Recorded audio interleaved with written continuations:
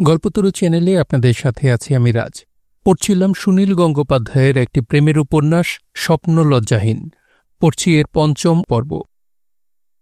আমাদের গল্পতরুর সকল শ্রোতাদের কাছে আমার বিশেষ অনুরোধ, আমি ধর্ম, বিজ্ঞান এবং সমসাময়িক বিশ্ব নিয়ে একটি নতুন ফিচার টাইপ ইউটিউব চ্যানেল তৈরি করেছি, নাম কসমিসোল বাংলা। হয়তো স্ক্রিনে চ্যানেলটির কার্ডটি এসে গেছে, এছাড়া ডিসক্রিপশন বক্সেও চ্যানেলটির লিঙ্কটি দেয়া থাকবে, আর গল্পতরুর হোম পেজে গেলেও চ্যানেলটির লিঙ্কটি পেয়ে যাবেন। আপনাদের কাছে অনুরোধ থাকবে, আপনারা যারা ধর্ম ও বিজ্ঞান নিয়ে ইন্টারেস্টেড তারা অবশ্যই চ্যানেলটি সাবস্ক্রাইব করে রাখুন। এছাড়া এই চ্যানেলটির একটি ইংরেজি ভার্সনও কিন্তু রয়েছে, নাম কসমিসোল। ইংরেজি চ্যানেলটিও সাবস্ক্রাইব করে রাখতে পারেন এবং অবশ্যই আপনার বিদেশি বন্ধুদের সাবস্ক্রাইব করার জন্য ইনভাইট করবেন, সেই অনুরোধ আপনাদের কাছে রইল। অবশ্যই চ্যানেলটিতে গিয়ে ভিডিওগুলো দেখবেন। মাত্র শুরু করেছি, একটি দুইটি ভিডিও আছে, সো ভিডিওগুলো দেখে আপনাদের কাছে কেমন লাগলো অবশ্যই আমাকে কমেন্ট করে জানাবেন। আর অবশ্যই কসমিসোল এবং কসমিসোল বাংলা চ্যানেলে সফলতা কামনা করে আপনাদের কাছে দোয়া চাইছি। আর হ্যাঁ, কসমিসোল নামে আমাদের একটি ফেসবুক পেজও কিন্তু রয়েছে, লিঙ্কটি স্ক্রিনে পাবেন অথবা ডিসক্রিপশন বক্সেও দেয়া থাকলো। আশা রইল আপনাদের সবার আন্তরিক সাপোর্ট থাকবে। সবাইকে ধন্যবাদ। চলে যাচ্ছি আজকের উপন্যাসে। আমার কখনো খুব কঠিন অসুখ হয়নি, কিন্তু একবার আমি মৃত্যুকে খুব কাছাকাছি দেখেছিলাম। বছর কয়েক আগে কলকাতা থেকে মাইল ২৫ দূরে একটা গ্রামে বেড়াতে গিয়েছিলাম। গ্রামের নামটা ভুলে গেছি, তবে সেখানে একটা মস্ত বড় দিঘি আছে, যার নাম সেন দিঘি। লোকে বলে রাজা লক্ষণ সেনের আমলে নাকি দিঘিটা কাটানো হয়েছিল। গ্রামের কয়েকটি ছেলে বলল, ওই দিঘি কেউ এপার ওপার করতে পারে না। কি যেন একটা অলৌকিক গল্প আছে সে সম্বন্ধে। এইসব কথা শুনলেই চ্যালেঞ্জ করতে ইচ্ছে করে। বন্ধুদের কথায় গ্যাস খেয়ে আমি বললাম, আমি এপার ওপার করব, কি দেবে বলো। আমার জন্ম পূর্ববঙ্গে, সাঁতার শিখেছি সহজাতভাবে। অনেক দিন অভ্যেস নেই, কিন্তু সাঁতার কেউ কখনো ভোলে না। আমি স্পিড তুলতে পারব না, কিন্তু যথেষ্ট সময় পেলে আস্তে আস্তে সাঁতরে যাওয়া কি আর শক্ত? মাঝে মাঝে হাত পা ছেড়ে চিত হয়ে ভেসে থাকলেই হবে। যাবার সময় ঠিকই গেলাম। দিঘিটার পাড়ে দাঁড়িয়ে যত বড় মনে হয়, আসলে তার চেয়েও বড়। জল বেশ ভারী। বন্ধুরা পাড়ে দাঁড়িয়ে হাততালি দিচ্ছিল।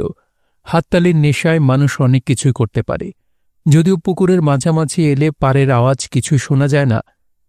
যাই হোক, পার হয়ে ওপারে পৌঁছুলাম। সেখানে ঘাটে সিঁড়িতে বসে রইলাম কিছুক্ষণ। বুকের মধ্যে হাঁসফাঁস করছে। বহুদিন অনভ্যেসে দম নেই। ওপারে বন্ধুদের চেহারা ছোট ছোট দেখাচ্ছে। এপার জনশূন্য একটা ভাঙা শিব মন্দির। একটা কুবো পাখি অনেকক্ষণ ধরে ডেকে যাচ্ছে একটানা।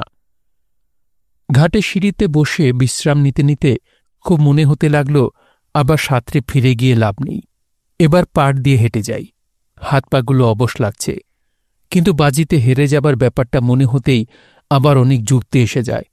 আস্তে আস্তে চিত সাঁতার কাটতে দম বেশি লাগবে না। ফেরার সময় আবার আস্তে আস্তে যাব।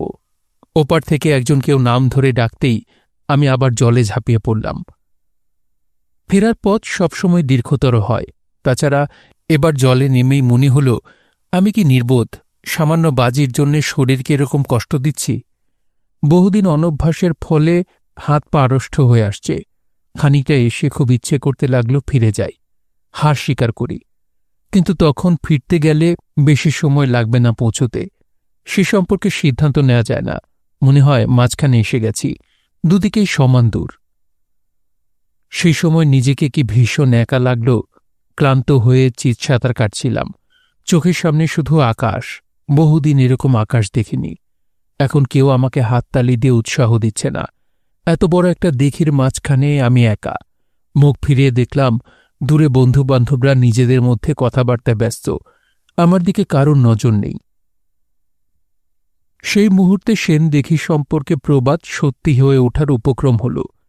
আমি দম ফুরোবার ভয় করছিলাম, কিন্তু আমার হাতে পায়ে খিল ধরে গেছে। বাঁদিকে পা ও হাত পক্ষাঘাতে পঙ্গু হয়ে যাবার মতন আর নাড়াতে পারছি না। দিঘির অতল আমাকে টানছে, আমি ডুবে যাচ্ছি। চিৎকার করে উঠেছিলাম, অবিনাশ, অবিনাশ, আমাকে বাঁচা। কেউ শুনতে পায়নি আমার চিৎকার, কিংবা হয়তো আমার গলা দিয়ে কোনো স্বরই বেরোয়নি। আস্তে আস্তে ডুবে যেতে যেতে আমি বুঝতে পারলাম মৃত্যু খুব কাছে। মৃত্যুর চেহারা নীলরঙা জলের মতন। রাশি রাশি স্তব্ধ নীল জল আমাকে ঘিরে ধরেছে। কি অসম্ভব জোরে চিৎকার করার ইচ্ছে হয় তখন, অথচ উপায় নেই। হাত পা ছুঁড়তে ইচ্ছে হয়, অথচ আমি শৃঙ্খলিত মানুষের মতন বন্দী। কি সাংঘাতিক অসহায় একাকিত্ব! বলাই বাহুল্য, সেবার আমি মরিনি। এই লেখা তো আমি ভূত হয়ে লিখছি না। বেশিরভাগ মৃত্যুই যেমন দুর্ঘটনা, বেঁচে ওঠাও সেরকমই। দিঘিটা খুব বেশি গভীর ছিল না, 2-2.5 মানুষ হবে। ডুবে গিয়ে তলার মাটিতে পা ঠেকানো মাত্র আমার হাত পায়ের খিল ছেড়ে যায়। প্রাণপণ শক্তিতে আমি আবার ঠেলে উপরে উঠেছিলাম। তারপর বাকি অংশটা সাঁতরে গেছি অবিশ্বাস্য অল্প সময়ে। বাঘের তাড়া খেয়ে হরিণ যত জোরে ছোটে। ফিরে যাবার পর বন্ধুরা কেউ আমার কথায় বিশ্বাস করেনি, ভেবেছিল আমার কৃতিত্বকে আমি বেশি রোমাঞ্চকর করে তুলছি। কিন্তু রাশি রাশি নীল জল মৃত্যুর মতন আমাকে ঘিরে ধরেছে। এই দৃশ্যটা আমি ভুলতে পারি না। জীবনের নানা সংকট সময়ে এই দৃশ্যটা ফিরে আসে। টের পাই অসহায় একাকিত্ব। সন্ধেবেলা চৌরঙ্গি দিয়ে আমি হেঁটে যাচ্ছিলাম। আমার প্যান্ট শার্ট ফর্সা। আমার পকেটে 20-25টা টাকা আছে। চতুর্দিকে অসংখ্য মানুষ। সিনেমা হলে উজ্জ্বল আলো, কত দোকানের হাতছানি। কিন্তু পৃথিবীর সবচেয়ে অসুখী মানুষের মতন আমি হেঁটে যাই। আমার চারপাশে মৃত্যুর নীল জলরাশি। আমি কোনো সিদ্ধান্ত নিতে পারি না। নিজেই এক এক সময় বুঝতে পারি এটা আমার মন গড়া দুঃখ। দুঃখ নিয়ে বিলাসিতা যাকে বলে। কেউ অভিযোগ করলে আমি অস্বীকার করতে পারব না। কিন্তু পৃথিবীর কোন সুখ বা কোন দুঃখটা মন গড়া নয়? এমনকি খেতে না পাওয়ার দুঃখও মন গড়া। লছমনঝোলায় আমি একজন সন্ন্যাসীকে দেখেছিলাম, সারাদিনে যার খাদ্য মাত্র 1খানা রুটি ও 2টি ঢেঁড়স সেদ্ধ এবং 4-5 কমণ্ডলু ভর্তি জল। দিনের পর দিন তাকে ওই খাবার খেয়ে বেঁচে থাকতে দেখেছি। উনি বলতেন উনি নাকি জল থেকেই সমস্ত খাদ্যগুণ পেয়ে যান। ক্যালোরি ও ফুড ভ্যালুর সমস্ত তত্ত্বকে অগ্রাহ্য করে সেই সাধুজি এক মন গড়া ভগবানকে নিয়ে বেশ আনন্দে আছেন। পৃথিবীর সমস্ত গরিব লোক মাত্র 1খানা রুটি ও ঢেঁড়স সেদ্ধ খেয়ে বেঁচে থাকতে পারে, এ কথা বলার উদ্দেশ্য আমার নয়, কেননা আমি নিজেও তা পারি না। কিন্তু আমি নিশ্চিতভাবে জানি পৃথিবীর অনেক সুখের মতন অনেক বাস্তব দুঃখ মন গড়া। চৌরঙ্গি ছেড়ে আমি ময়দান দিয়ে হাঁটতে লাগলাম। অন্ধকার হয়ে এসেছে। সিগারেটের পর সিগারেট শেষ করে যাচ্ছি অন্যমনস্কভাবে। হঠাৎ এখানে আমার চেনা জানা কেউ আমাকে দেখলে অবাক হবে। আমি আড্ডা ও হইহল্লায় থাকার মানুষ। আমি একলা ময়দানে ঘুরছি। আমার কি মাথা খারাপ হয়ে গেছে? মানসিক একাকিত্বের সঙ্গে সমতা রাখার জন্যই আমার এই শারীরিক একাকিত্ব। আমি সিদ্ধান্ত নিতে পারি না। আমি মনীষাকে ভালোবাসি, অথচ তাকে কখনো নিজের করে চাইনি। এর কোনো মানে হয়? আমি মনীষাকে সবসময় খুঁজেছি, অথচ বউবাজারের মোড়ে তাকে দেখেও চোখ ফিরিয়ে নিয়েছিলাম। কি এর রহস্য? আমি নিজেই আমার নিজের ব্যবহারের মর্ম বুঝি না। অন্য মানুষের চরিত্র আমি কি করে বুঝব? আমি লেখক না কচু। আমি কিছু জানি না। একা একা বিনা উদ্দেশ্যে এরকমভাবে তো আমার ময়দানে ঘুরে বেড়ানোর কথা নয়। ধরা যাক এই বিশাল অন্ধকার ময়দানে কোথাও একটা সূচ পড়ে আছে। আমাকে সেটা খুঁজে বার করতে হবে। এক টুকরো নতুন সাদা কাপড়ের ওপর পেন্সিল দিয়ে গোলাপ ফুল আঁকা। মাটিতে পা ছড়িয়ে মনীষা সেলাই করতে বসেছে। সূচো সুতোর দিকে দারুণ মনোযোগ। বিছানায় শুয়ে গল্পের বই পড়ছে সুজুয়া। এই অরুণ কোথায়? অনেকক্ষণ ডাকাটাকি করছি, শুনতে পাচ্ছ না? ধর্মর করে উঠে বসল সুজুয়া। আমাকে দেখে বলল, ও তো ফেরেনি এখনো। ফেরেনি? 7টার সময়ের বাড়িতে থাকার কথা, এক জায়গায় যাওয়ার কথা আছে। আমাকে তো কিছু বলেনি, ভুলেই গেছে বোধহয়। ইস, অরুণটা এমন জ্বালাতন করে। মনীষা মুখ তুলে বলল, এত ছটফট করছো কেন? কোথায় যাওয়ার কথা আছে? জাহাজে। জাহাজে মানে? পোর্ট কমিশনার্সের একটা জাহাজের চিফ ইঞ্জিনিয়ার আমাদের বন্ধু, সে আজ আমাদের নেমন্তন্ন করেছে। অরুণকে 7টার সময় বাড়ি থেকে তুলে নেবার কথা। সুজুয়া বলল, আপনারা জাহাজে উঠবেন, আমরা বুঝি সেখানে যেতে পারি না? না, জাহাজে মেয়েরা যায় না। কেন? মেয়েরা কি দোষ করল? তা জানি না। মোট কথা আমার বন্ধু মেয়েদের নিয়ে যাবার কথা বলেনি। আপনারা কি জিজ্ঞেস করেছিলেন আমাদের কথা? করেননি। এসব প্রোগ্রামের সময় আমাদের কথা মনেই থাকে না। তোমরা জাহাজে গিয়ে কি করবে? আমরা সেখানে একটু বিলেতি হুইস্কি টুইস্কি খাবো, হইচই করব। বাহ, আপনারা জাহাজে গিয়ে হইচই করবেন আর আমরা বাড়িতে বসে থাকব? কেন, আমরা বুঝি হইচই করতে পারি না? আচ্ছা, না হয় আরেকদিন বলে দেখব। অরুণটাকে নিয়ে তো মহা মুশকিল হলো। মনীষা আবার সেলাইয়ে মনোযোগী হল, ফের মুখ তুলে বলল, একটু বসো, দাদা হয়তো এসে পড়বে। বসবো কি? নিচে ট্যাক্সিতে আরও দুজন ওয়েট করছে। কে? তাদেরও এসে বসতে বলো। তোমরা তাদের চেনো না, তাহলে ওদের চলে যেতে বলে দাও। না, আমি ওদের সঙ্গে চলে যাব। 7:30টার মধ্যে না পৌঁছলে দাদা যদি না আসে, তাহলে দাদাকে ফেলেই চলে যাবে। অরুণের যদি এত ভুলো মন হয়, তাহলে আমি কি করতে পারি? তুমি যেও না। মনীষার কথায় আমি থমকে গেলাম। মনীষা তো কখনো এরকমভাবে বলে না। আমি মনীষার চোখের দিকে তাকালাম। মনীষাও সোজা আমার দিকে চেয়ে আছে। আরেকবার বলল, তুমি যেও না। জাহাজের প্রোগ্রামটার ব্যাপারে আমার খুবই উৎসাহ ছিল। কে যেন তাতে ঠান্ডা জল ঢেলে দিল। সুজয়া বলল, সত্যি, আমাদের বাদ দিয়ে আপনারা যাবেন এর কোনো মানে হয় না। আমি কখনো কোনো জাহাজের ভেতরে ঢুকিনি। আমার ভীষণ দেখতে ইচ্ছে করে। আরেকদিন ব্যবস্থা করুন, আমরা সবাই মিলে একসঙ্গে যাব। অরুণ এখনো ফিরল না কেন? অফিস থেকে আর কোথাও গেছে নাকি? কি জানি, আমাকে কি আর সব কথা বলে? মনীষা আবার মুখ নিচু করে সেলাই করছে। ও যেন ভালো করেই জানে ওর যেও না শুনে আমি কিছুতেই যাব না। সেই জন্যই আমি নকল আগ্রহ দেখিয়ে বললাম, না ভাই, কথা দেওয়া আছে, আজ আমি যাই। আরেকদিন না হয় তোমাদের সঙ্গে নিয়ে যাওয়ার ব্যবস্থা করব। মনীষা মুখ না তুলেই বলল, ভালো হবে না কিন্তু, বলে দিচ্ছি। আমি ওকে এক ধমক দিয়ে বললাম, ভালো হবে না মানে? অরুণ দেরি করছে বলে কি আমি যাব না? নিশ্চয়ই যাব। ঠিক আছে, তুমি গিয়ে দেখো। সুজয়া হাসতে লাগল। আমি বললাম, ঠিক আছে, আমিও আজ তোমাদের মজা দেখাচ্ছি। ট্যাক্সিতে অপেক্ষমান বন্ধুদের বুঝিয়ে সুঝিয়ে ছেড়ে দিলাম। ওপরে ফিরে এসে আফসোসের সুরে বললাম, আজ অরুণের জন্য আমার প্রোগ্রামটা নষ্ট হল।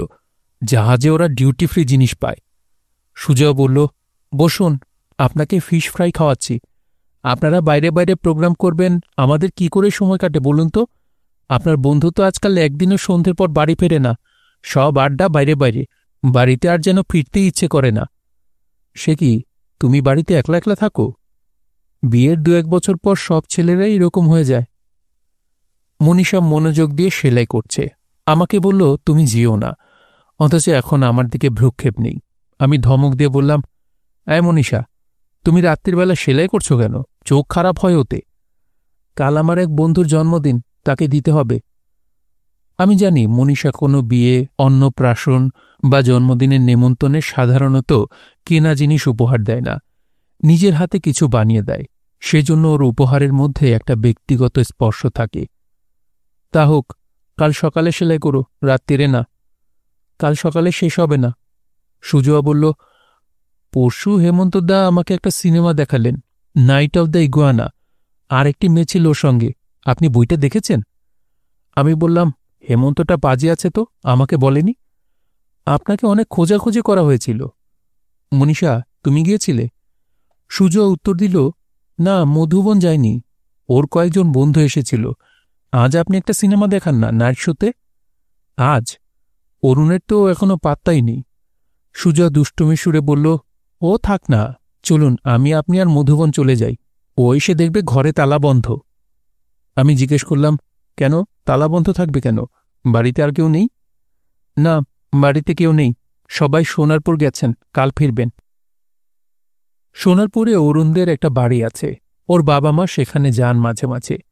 সুজয়া অভিযোগ করে বলল, দেখুন না, আজ বাড়ি ফাঁকা, তবু ওর বাড়ি ফেরার নাম নেই। আজ ওর শাস্তি পাওয়া উচিত। চলুন আমরাও বেরিয়ে পড়ি। ঠিক আছে, চলো, তৈরি হয়ে নাও। মনীষা, ওঠো। ভ্যাট, এরকমভাবে যাওয়া যায় নাকি, দাদাকে না বলে? সুজয়া জোর দিয়ে বলল, কি হয়েছে তাতে? তোমার দাদা একদিন বুঝুক, রোজ কোথায় তাস খেলতে যায়, 10টা-11টায় ফেরে। আমি বললাম, পুরুষ মানুষের বেশি সময় বাড়িতে থাকা ভালো নয়। আচ্ছা ঠিক আছে, আজ যদি একান্তই অসুবিধে হয়, কাল সিনেমায় যাবে? এলিটে একটা খুব নামকরা ফ্রেঞ্চ বই এসেছে, কালই শেষ। মনীষা যাবে তো? আমি যাব না, তোমরা যাও। কাল আমার এক বন্ধুর জন্মদিনের নেমন্তন্ন। নাইট শোতে যাব, তার আগে তুমি নেমন্তন্ন সেরে এসো। সত্যি তা হবে না, ওর বাড়ি সেই নিউ আলিপুরে, অত দূরে যাওয়া আসা। আমি গম্ভীর গলায় বললাম, কাল তোমাকে ওই নেমন্তন্নে যেতে হবে না। মনীষা মুখ তুলে হেসে বলল, হ্যাঁ আমাকে যেতেই হবে, ও বরের সঙ্গে বিলেত চলে যাচ্ছে, কাল না গেলে আর দেখাই হবে না ওর সঙ্গে, আমি ওকে কথা দিয়েছি। একটু আগে ও আমাকে বলল তুমি যেও না, এখন আমি ওকে এক জায়গায় যেতে বারণ করছি, ও শুনবে না। এ মেয়েকে নিয়ে পারা যায়? মনীষা কি আমাকে নিয়ে খেলা করছে নাকি বেশি ব্যক্তিত্ব দেখাচ্ছে? বেশ রাগ হল, ইচ্ছে হলো টান মেরে ও সেলাইয়ের জিনিসপত্র ফেলে দিই। সুজা বলল, মধুবন না গেলে বুঝে আমাকে দেখাবেন না? আমার তো কাল নেমন্তন্ন নেই, আমি কি দোষ করলুম? আমি সুজুয়ার হাত ধরে বললাম, তাহলে চলো আজই যাই, তুমি আর আমি। চলো এক্ষুনি বেরিয়ে পড়ি, বাইরের কোথাও খেয়ে নেব। মনীষা বলল, বৌদি তুমি যাও না, আমি দাদাকে খাবার দিয়ে দেব। শেষ পর্যন্ত সুজয়ার সাহসে কুলল না, বলল, আপনার বন্ধু কিন্তু তাদের রাগ করবে না, কিন্তু কি করবে বলুন তো? এই ছুতো পেয়ে এরপর আরও দেরি করে বাড়ি ফিরবে। আমি হতাশভাবে বললাম, তাহলে আর ফিশ ফ্রাইটা মিস করি কেন? তুমি যে বললে ফিশ ফ্রাই খাওয়াবে। সুজয়া খাবার আনতে গেল, আমি একটা সিগারেট ধরালাম। মনীষা এক মনে সেলাই করে যাচ্ছে, সাদা কাপড়ে ফুটে উঠেছে গোলাপ ফুলের ডিজাইন। আমি বললাম, তুমি যদি মন দিয়ে সেলাই করবে শুধু, তাহলে আমাকে থাকতে বললে কেন? এমনি ইচ্ছে হলো। এতক্ষণে আমি জাহাজে গিয়ে কত আনন্দ করতে পারতুম। সেই জন্যই তো। তার মানে আর কিছু নেই? বাহ, আমি শুধু শুধু বসে থাকব আর তুমি সেলাই করবে? আমাকে যে এটা শেষ করতেই হবে। এক টান দিয়ে আমি সেলাইয়ের কাপড়টা সরিয়ে নিলাম। মনীষা বলল, আমার আঙুলে সূচ ফুটিয়ে দিলে তো। সত্যিই মনীষার তর্জনীর ডগায় এক বিন্দু রক্ত। মনীষা একদৃষ্টিতে চেয়ে আছে সেদিকে। ওর সুচারু আঙুলে ওই রক্তের বিন্দু ভারী সুন্দর দেখাচ্ছে। বিন্দুটা আস্তে আস্তে ফোটা হল। আমি বললাম, দেখি আঙুলটা। কেন? রক্ত নষ্ট করতে নেই, আমি খেয়ে ফেলছি ওটা। ভ্যাট, অন্যের রক্ত খায় নাকি? আমি খাবো, আমি কখনো মেয়েদের রক্ত খাইনি, স্বাদটা কিরকম দেখি তো। খানিকটা অনিচ্ছায়, খানিকটা কৌতূহলে মনীষা আঙুলটা বাড়িয়ে দিল। আমি সেটা মুখে নিলাম। মুখ থেকে যদি আর বার না করি। কিরকম স্বাদ? অন্যরকম? রক্তের না তোমার আঙুলের? থাক, বলতে হবে না। এখন থেকে তোমার সঙ্গে আমার একটা রক্তের সম্পর্ক হয়ে গেল, জানো তো। মনীষা হাসল। আমি বললাম, আমার আরেকটা শখ আছে, তোমার চোখের জল একদিন একটু টেস্ট করে দেখব। মেয়েদের চোখের জলের স্বাদ কীরকম হয় সেটা আমার জানতে ইচ্ছে করে। তুমি কখন কেঁদে ফেলো বলো তো? মনীষা এবার শব্দ করে হেসে উঠল, তারপর বলল, কদিন আগে একটা উপন্যাস পড়ছিলাম, তার একটা লাইন হঠাৎ মনে পড়ে গেল। কি লাইন? তাতে এক জায়গায় লেখা আছে, একটা মেয়ে বলছে, আমার কান্না দেখতে পাওয়া যায় না। আমারও ওই লাইনটা বলতে ইচ্ছে করছিল, কিন্তু হয়তো ওটা সত্যি নয়। সত্যি না হলেও অনেক কথা এক এক সময় বলতে ইচ্ছে করে, তাই না? আমি তোমাকে এক্ষুনি কাঁদিয়ে দিতে পারি। সে আর এমন শক্ত কি? চোখের সামনে কমলালেবুর খোসা টিপে দিলে কিংবা হঠাৎ সিগারেটের ধোঁয়া ছেড়ে দিলে চোখে জল এসে পড়ে, কিন্তু সেটা তো সত্যিকারের কান্না নয়। সেরকম নয় সত্যিকারের কান্না। সেরকম কান্না বুঝি তোমার বেরোয় না? অনেকদিন সেরকম করে কাঁদিনি বোধ হয়, ঠিক মনে পড়ছে না। আমি তোমাকে সেরকম কাঁদিয়ে দিতে পারি। পারবে না? এই, তা বলে মেরো না যেন আমাকে। তুমি বড্ড মারো, আর একবার সেই মেরেছিলে ময়দানে। তোমার মনে আছে সে কথা? মনে থাকবে না? তোমাকে দেখলে এক এক সময় আমার মাথা খারাপ হয়ে যায়। এখন মাথা খারাপ হয়েছে নাকি? আমি তাহলে চলে যাচ্ছি। মনীষা সত্যি সত্যি উঠে পড়ল। আমি হাত ধরে ওকে আটকাতে গেলাম। ওর হাত থেকে সেলাইয়ের জিনিসগুলো পড়ে গেল। মনীষা বলল, এই যা, সূচটা হারিয়ে ফেললে তো, কি হবে এখন? হারাবে কোথায়, আমি খুঁজে দিচ্ছি। দাও, খুঁজে দাও। সারা ঘরময় আমি সূচটা খুঁজতে লাগলাম, কিছুতেই পাওয়া যাচ্ছে না। খাটের নিচে একটু একটু অন্ধকার। আমি সূচ খুঁজছি। চীনের দোকানে ক্যাবিনের নম্বর জানিয়ে হেমন্ত আমাকে টেলিফোন করেছিল। সেখানে উপস্থিত হয়ে দেখলাম হেমন্তর সঙ্গে একটি মেয়ে বসে আছে। মেয়েটি বেশ লম্বা, মুখখানা ঢলঢলে, চড়া হলুদ রঙের সিল্কের শাড়ি পরে আছে, ঠোঁটে গাঢ় লিপস্টিক, ভুরুতে কাজল। হেমন্ত বলল, আয় সুনীল, আলাপ করিয়ে দিই।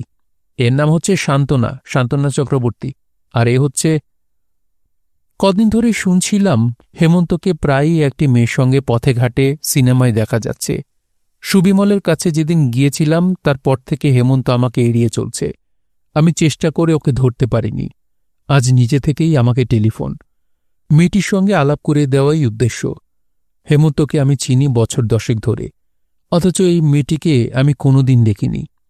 হেমন্ত উচ্ছ্বসিতভাবে বলল, সান্ত্বনা খুব ভালো গান করে, রেডিওতে চান্স পেয়েছে, একদিন অ্যারেঞ্জ করতে হবে সান্ত্বনার গান শোনার জন্যে। আমি বললাম, হ্যাঁ নিশ্চয়ই। সান্ত্বনার সঙ্গে আমার খুব ছেলেবেলায় আলাপ ছিল মুঙ্গেরে, অনেকদিন বাদে হঠাৎ ওর সঙ্গে দেখা হয়ে গেল। হেমন্ত আর সান্ত্বনা টেবিলের একদিকে পাশাপাশি বসে আছে। কোনো মেয়ের সঙ্গে এরকমভাবে বসা একটু বিসদৃশ্য। আমি বসেছি বিপরীত দিকে। হেমন্ত কথা বলার সময় সান্ত্বনার হাতের আঙুল নিয়ে খেলা করছে। বোঝা যায় অনেকদিন বাদে হঠাৎ দেখা হলেও হেমন্তের সঙ্গে মেয়েটির ঘনিষ্ঠতা হয়েছে অনেকখানি।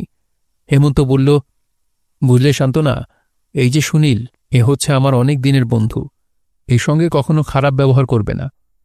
সান্ত্বনা হেসে বলল, বাহ, খারাপ ব্যবহার করব কেন? তোমাদের মেয়েদের একটা খারাপ অভ্যেস আছে, একজনের সঙ্গে বেশি ভাব হয়ে গেলে অন্যদের আর পাত্তাই দিতে চাও না। সান্ত্বনা লাজুকভাবে বলল, বাহ। আমি একটু অবাক হয়ে গেলাম। হেমন্তর অতিরিক্ত উৎসাহের মানে বোঝা যাচ্ছে না।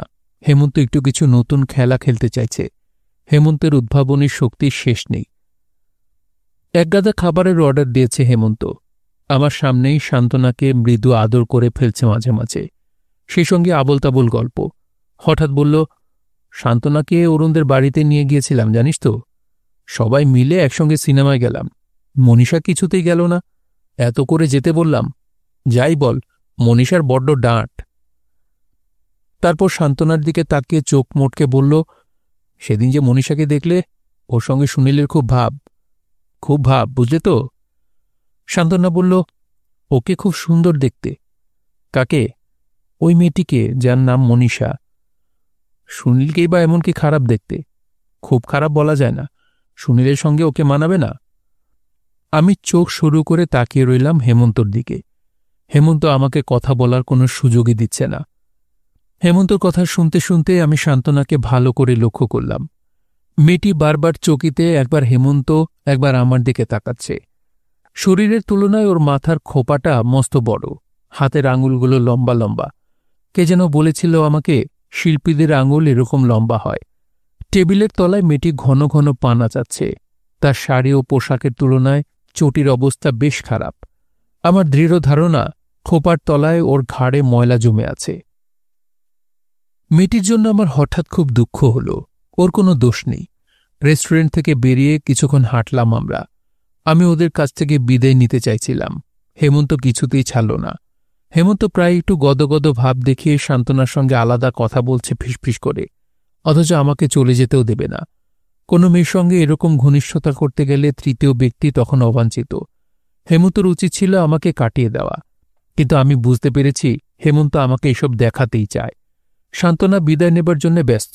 হেমন্ত ওকে ট্যাক্সি করে বাড়ি পৌঁছে দিয়ে আসতে চায়, কিন্তু সান্ত্বনা বাসে যাবে। বাসে উঠবার আগে হেমন্ত আর সান্ত্বনা আবার কিছুক্ষণ আলাদা কথা বলল। আমি একটু দূরে দাঁড়িয়ে রইলাম। সান্ত্বনা বাসে উঠে যাবার পরও হেমন্ত একটুক্ষণ সতৃষ্ণভাবে বাসটার দিকে তাকিয়ে দাঁড়িয়ে রইল।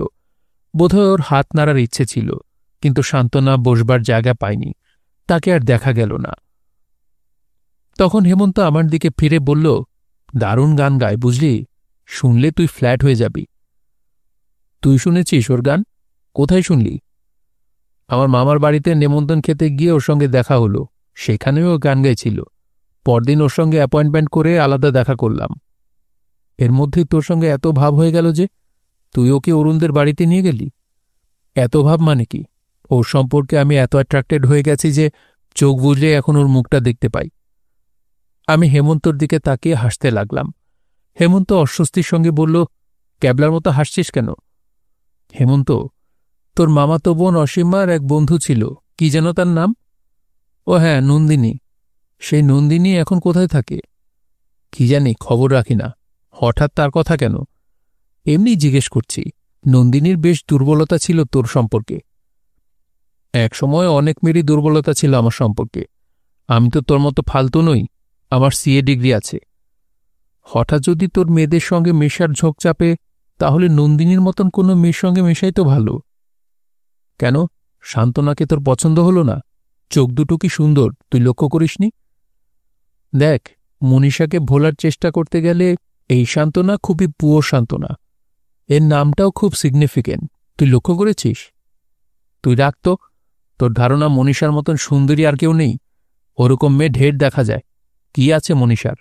চোখ খারাপ, চশমা ছাড়া দূরের জিনিস দেখতে পায় না, কপালটা ছোট, গায়ের রং তেমন ফর্সা নয়, কখনো সিরিয়াস হতে জানে না, সবসময় ঠাট্টা ইয়ার্কি করে, বাড়িতে থাকে না, টোটো করে ঘুরে বেড়ায়, ছেলে ঘাসা মেয়েদের চেয়ে ছেলেদের সঙ্গে বেশি মেশে।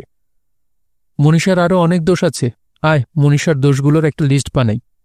আমার দরকার নেই, নট ইন্টারেস্টেড। হেমন্ত, তুই হঠাৎ খেপে গেলি কেন রে? মনীষার বাবা কি তোকে আবার ডেকে পাঠিয়েছিলেন? সেই জন্যই তুই সান্ত্বনাকে অরুণদের বাড়িতে নিয়ে গেছিলি? মনীষার বাবাকে আমি বলে দিয়েছি আমি ইন্টারেস্টেড নই। তোর কত টাকা খরচ হচ্ছে রে? কিসের টাকা খরচ? সান্ত্বনা খুব গরিব ঘরের মেয়ে, ওকে টাকা রোজগার করে সংসার চালাতে হয়, তাই না? তার মানে তুই ওকে চিনতিস আগে থেকে? না, চিনতাম না, তবে ওর টাইপটা চিনি। তুই বলতে চাস কি গরিব ঘরের মেয়ে তো কি হয়েছে, তুই কি দিন দিন খুব হচ্ছিস নাকি? আমি সে কথা বলছি না, আমিও তো গরিব ঘরের ছেলে, কিন্তু আমার মনে হচ্ছে সান্ত্বনা একজন অ্যামেচার অ্যাক্ট্রেস, অফিসের ক্লাব থিয়েটারে অভিনয় করে। হেমন্ত চোখ শুরু করে আমার দিকে তাকালো। হেমন্তর চোখে মুখে অস্থিরতা ক্রমশ বাড়ছে। হেমন্তর মনে সুখ নেই। অনেক সুদিন দুর্দিনের বন্ধু আমরা, কোনো কিছু লুকোবার চেষ্টা করলেও আমরা পরস্পরকে বুঝতে পারি। হেমন্তর চোখে মুখে চঞ্চলতা, পরপর সিগারেট ধরিয়েই যাচ্ছে, সবসময় কিছু যেন লুকোতে চাইছে, আমার কাছ থেকে না নিজের কাছ থেকে। নিজের কাছেই কোনো কিছু লুকোবার সময় মানুষ এত বেশি নার্ভাস হয়ে যায়। আমি জানি মনীষার বাবা হেমন্তকে আবার ডেকে পাঠিয়েছিলেন। তার এক মেয়ে বিয়ে করেনি, এই মেয়ের বিয়ে দেবার জন্যে তিনি ব্যস্ত হয়ে পড়েছেন। এ কথা সকলেই জানে। সাধারণভাবে পাত্রী হিসেবে দেখিয়ে মনীষার বিয়ে দেওয়া যাবে না। মনীষাকে সেজেগুজে পাত্রপক্ষের সামনে হাজির হতে বলবে এমন সাহস কারুর নেই, মনীষার বাবারও না। অথচ মনীষা নিজে থেকে কারুকে বিয়ে করতে চাইবে না। ও নিজে কোন নেশায় মেতে আছে কে জানে। হেমন্ত বলল, থিয়েটার করে? তুই কোন থিয়েটারে ওকে দেখেছিস? আমি দীর্ঘশ্বাস ফেলে বললাম, না দেখিনি, কিন্তু ওই টাইপটা আমি চিনি। আমি তো নানান অফিসে কাজ করেছি, কেরানিও ছিলাম। তোর মতন অফিসার নয়, অফিস ক্লাবের অনেক থিয়েটার দেখেছি। অফিসের ৩০-৪০ জন পুরুষ থাকে, আর বাইরের ২-৩টি মেয়েকে ভাড়া করে আনা হয়। মধ্যবিত্ত ছাপোষা বাঙালিদের তো তুই চিনিস, বাড়িতে এরা নীতিবাতিকগ্রস্ত, কিন্তু এইসব ফিয়েটারের সময় পুরুষত্ব উসখুস করে। দুঃখী সংসার থেকে আসে এসব মেয়েরা, কারোর বাবা বেকার, কেউ পিতৃহীন, কারোর দাদা মারা গেছে পুলিশের গুলিতে কিংবা দাঙ্গায়। ৭০-৭৫ টাকা পায় এক একটা অভিনয়। তার আগে ৬-৭ দিন রিহার্সেলের পর এদের বাড়ি পৌঁছে দেবার জন্য রেষারেষি করে। বাড়ি পৌঁছাবার মাঝপথে কখনো ঢুকে যেতে হয় কোনো রেস্তোরাঁর পর্দা ঢাকা কেবিনে, কিছু টাকা বেশি উপার্জন হয়। সকলেই এরকম নয়, অনেকেই। এদের মধ্যে কারুর চেহারা বেশ ভালো, বিয়ে হলেও হতে পারত, কিন্তু বিয়ে হলে পরিবারের অন্যান্য লোকেরা না খেয়ে থাকবে। আমি চিনি এই টাইপটা, দেখলে বুঝতে পারি। তোর সঙ্গে সান্ত্বনার কোথায় আলাপ হলো? হেমন্ত তখনও লুকোবার চেষ্টা করে বলল, বললাম তো আমার মামার বাড়িতে ওর সঙ্গে অনেকদিন পর হঠাৎ দেখা হয়ে গেল। ফের মিথ্যে কথা বলছিস? হেমন্ত বলল, সান্ত্বনা থিয়েটার করে কিনা আমি জানি না, কিন্তু তুই কি এখনো মনে করিস নাকি মেয়েদের থিয়েটার করাটা অন্যায়? হেমন্ত, কেন এসব করছিস পাগলের মতো? সত্যি করে বলতো, সান্ত্বনার সঙ্গে তোর কোথায় আলাপ হয়েছে? তোর মামার বাড়িতে যে আলাপ হয়নি সে কথা আমি বাজি ফেলে বলতে পারি। মামার বাড়িতে আলাপ হয়েছে? মোটেই না। যা যা, আর কথা বাড়াতে হবে না, চল তো এখন, তেষ্টায় গলা শুকিয়ে আসছে। সান্ত্বনার সঙ্গে তোর কি আলাপ হলো আমাকে যদি না বলিস আমি তোর সঙ্গে যাব না। আচ্ছা, মুশকিল তো। তোর এত কিউরিসিটি কেন? সান্ত্বনাকে তোর ভালো না লাগতে পারে, আমার খুব ভালো লেগেছে। কি মিষ্টি মুখখানা, ব্যবহার কত সুবার। কোথায় আলাপ হয়েছে? জ্বালিয়ে মারলি তুই। আমাদের অফিসের এক কলিগ আলাপ করিয়ে দিয়েছে। আমার সিনেমা লাইনের অনেকের সঙ্গে জানাশোনা আছে, আমার কাকা একটা ছবি প্রডিউস করেছিলেন তো, তাই ভদ্রলোক ধরেছেন যদি আমি শান্তনাকে একটা সিনেমায় চান্স করিয়ে দিতে পারি। আমি শান্তনার জন্য সিরিয়াসলি চেষ্টা করব। ওকে আমার পছন্দ হয়েছে খুব, ওর জন্য কিছু একটা করা দরকার। আমি দীর্ঘশ্বাস ফেলে বললাম, জানি।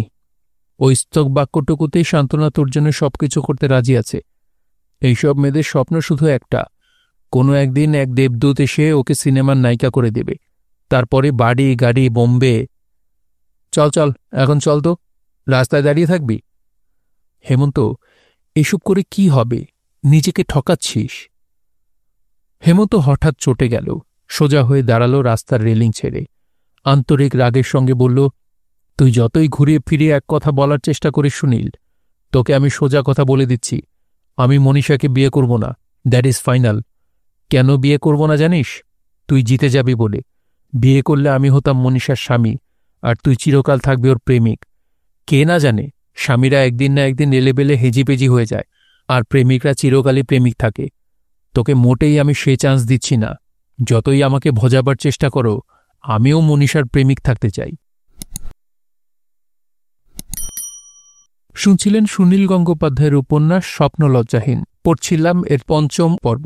এতক্ষণ শুনে আপনাদের কাছে কেমন লাগলো উপন্যাসটি অবশ্যই কমেন্ট করে আমাদেরকে জানাবেন। ভালো লাগলে একটি লাইক করবেন, চ্যানেলে শেয়ার করে অন্যকে শোনার সুযোগ করে দিতে পারেন। সবাই ভালো থাকবেন, সুস্থ থাকবেন এবং গল্পতুরুর সঙ্গেই থাকবেন।